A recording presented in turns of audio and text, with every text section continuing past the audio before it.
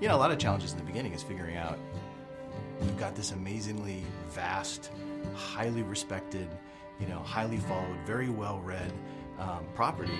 How do you bring that to a game and do it justice? There are so many different things within the books that were clearly had to be a certain way.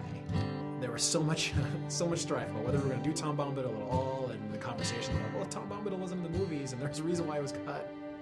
We had a very strong belief on what we thought was going to make this story great. It's such a long road to get to where we are today, and there are so many different things that I can look at now and say, that was definitely the right decision. And Tom Bombadil was definitely the right decision. So at launch, it was, we had 8 regions. We kind of worked our way through the Shire. We ended up in Angmar. It was we thought, huge world at the time. In fact, I think at the time it was one of the largest pieces of landscape ever released for a game. Eyes and ears and hearts and minds and everything opened up to us to see how we addressed, how do you do a story in this world? We can't be Frodo, right? I mean, these are the things that people thought the game was going to be, that I could be Frodo and I'm going to run through Middle-earth. We had to get them to understand what our take was, that we were allowing you to tell your own story within Tolkien's story.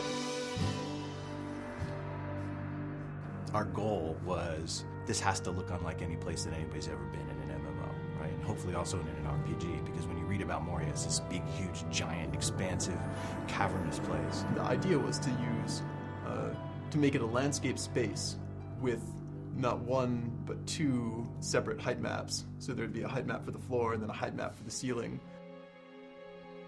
That was something we'd never done before, doing the vast landscapey interior dungeon. It's really hard without a date file and without having sky and clouds and sun and all the colors that brings in. And you could have 2 stretches that have the same grass pattern, the same little huts, and you swap out sunny blue sky for crazy red, green, shimmery, evil thing, and it totally changes the look and feel. Not having that in Moria, it was much more challenging. challenging, yeah.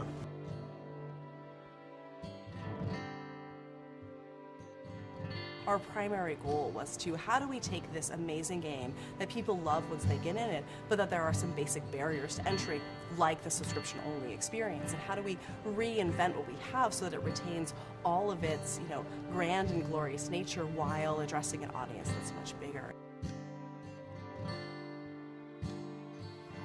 We are standing on a mound of content that is almost 10 years old, going back to when we first started early development of the Turbine.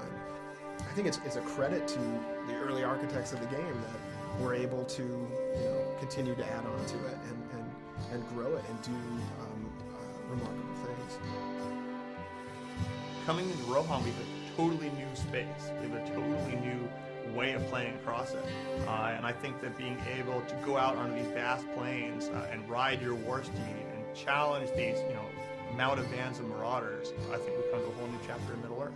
This is where the War of the Ring begins. At a high level, we're sort of, the training wheels are coming off, we're out of Eriador, we're east of the Misty Mountains, into the very epic, action-oriented portion of the fiction.